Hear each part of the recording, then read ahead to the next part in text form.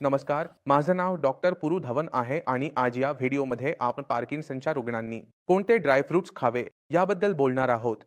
आता आपल्या सर्वांना माहीत आहे की पार्किन्सन हा मेंदूचा विकार आहे. मेंदूतील पेशी, न्यूरल पेशी खराब होत आहेत ज्यामुळे ते उत्पादन करू शकत नाहीत. ते कमी उत्पादन करत आहे आणि आपल्या मेंदूतील डोपामाइन कमी झाल्यामुळे आपल्या मेंदू आणि आपल्या स्नायूंमधील समन्वय कमी होऊ लागतो. म्हणून आपण देखील अशा प्रकारे अन्न खावे की डोपामाइनचे प्रमाण वाढेल. आता अशी कोणती पद्धत आहे जी आपल्या मेंदूत डोपामाइन वाढवते? म्हणून लहानपणी आपले पालक आपल्याला सांगायचे की जर तुम्ही बदाम खाल्ले तर तुमचा मेंदू तीक्ष्ण होतो. जर तुम्ही अक्रोड खाल्ले तर तुमचा मेंदू तीक्ष्ण होतो. तर बदाम आणि अक्रोडमध्ये असे काय आहे जे ते आपल्याला ते खाण्यास सांगतात? कारण यामुळे मेंदू तीक्ष्ण होतो. जेव्हा आम्ही शाळेत जायचो तेव्हा आम्हाला हातात विकलेले बदाम दिले जायचे. ते खात राहा कारण आपल्या सर्वांना एक गोष्ट माहीत आहे की मेंदूचे पोषण खूप महत्वाचे आहे. जर तुम्ही खूप मेंदूचे काम केले तर जर मेंदू कमकुवत होत असेल तर मेंदूला शक्ती देण्यासाठी आपल्याला त्याला जीवनसत्वे, खनिजे इत्यादी द्यावे लागतील तर आपल्या मेंदूतील नुकसान कमी होईल. मेंदू दररोज स्वतःची दुरुस्ती करण्यास सक्षम असेल आणि आपल्याला मेंदूची खूप चांगली क्षमता मिळेल जी सर्वोत्तम काम करण्यास आणि सर्वात जटिल गोष्टींचा विचार करण्यास सक्षम असेल. याच पद्धतीने जर आपण आपल्या आहारात बदाम आणि अक्रोड सारखे ड्रायफ्रुट्स समाविष्ट केले तर आपण पाहतो की पार्किन्सनच्या रोगात मस्तिष्काच्या नाशाची गती कमी होऊ लागते.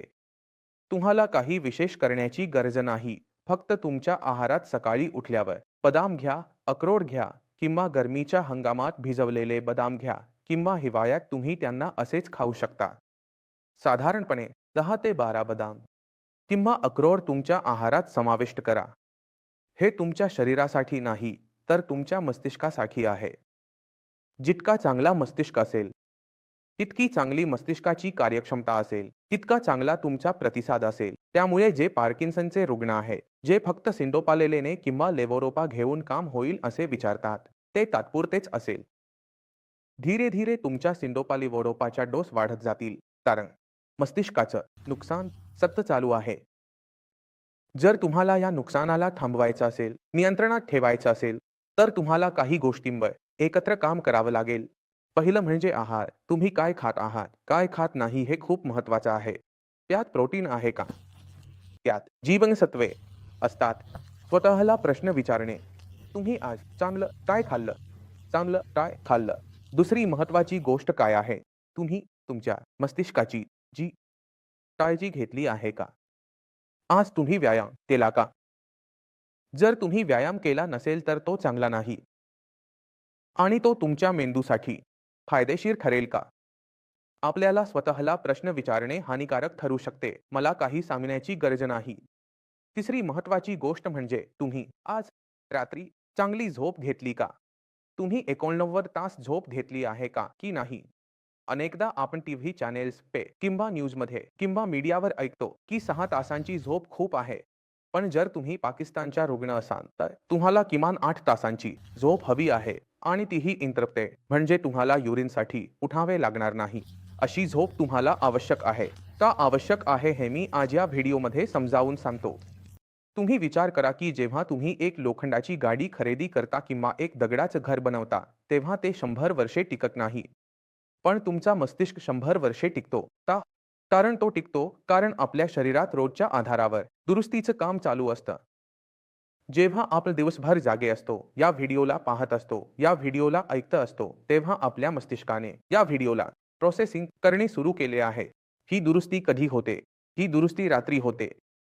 तर दिल्ली, मेट्रो शहरे, जयपूर किंवा मुंबईत राहणाऱ्या लोकांनी त्यांच्या शहरात एक गोष्ट नक्कीच पाहिली असेल, ती म्हणजे मेट्रो ट्रेन. मेट्रो ट्रेन दिवसा धावते, तिची सेवा रात्री सुरू होते आणि ती रात्रभर सेवेत असते आणि दुसऱ्या दिवशी ट्रेन पुन्हा येते. आमचं शरीर चांगलं प्रदर्शन तेव्हा करू शकतं जेव्हा त्याचं रोज देखभाल होतं. आमची देखभाल कधी होते? जेव्हा आपण झोपतो. जेव्हा आपण झोपतो तेव्हा आमच्या श्वासांची गती कमी होते, आमचं हृदयाचा ठोका कमी होतो, आमच्या ब्रेनची कार्यक्षमता कमी होते आणि याच वेळी आमच्या शरीरात सर्व ऊर्जा एकाच कामात लागलेली असते, ती म्हणजे दुरुस्तीचं काम.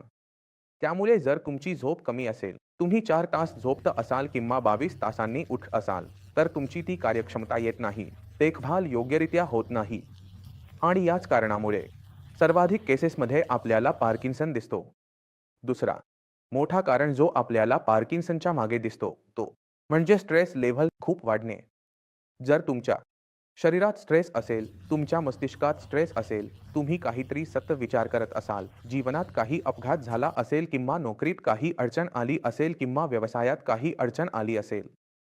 जर तुमचा मस्तिष्क त्याला हाताळू शकत नसेल, तुमचा स्ट्रेस पातळी खराब असेल, तर पार्किन्सन आपल्याला सर्वाधिक दिसतो.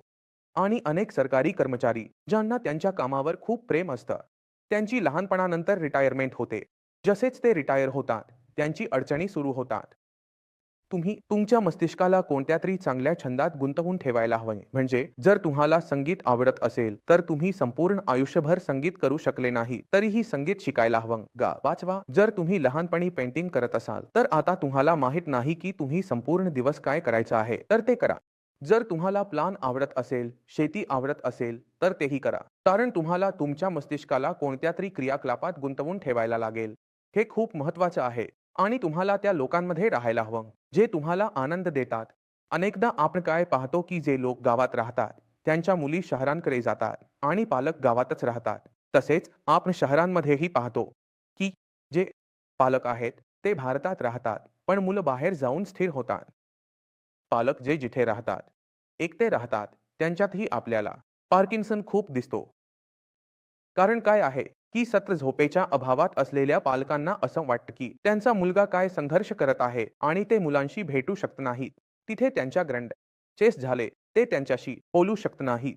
तुमच्या आजूबाजूच्या लोकांमध्ये राहणं खूप महत्त्वाचं आहे, जे तुम्हाला आनंद देऊ शकतात. जे लोक तुम्हाला नकारात्मकता देतात किंवा नेहमी राजकारणाच्या गोष्टी करतात, त्यांच्यापासून दूर राहणंही खूप आवश्यक आहे.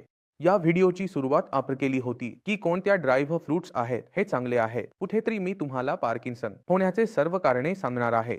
मी आशा करतो की तुम्ही या कारणांना तुमच्या आयुष्यातून काढून टाकू शकाल, ज्यामुळे तुम्ही तुमच्या पार्किन्सनला पुढे जाण्यापासून थांबवू शकाल.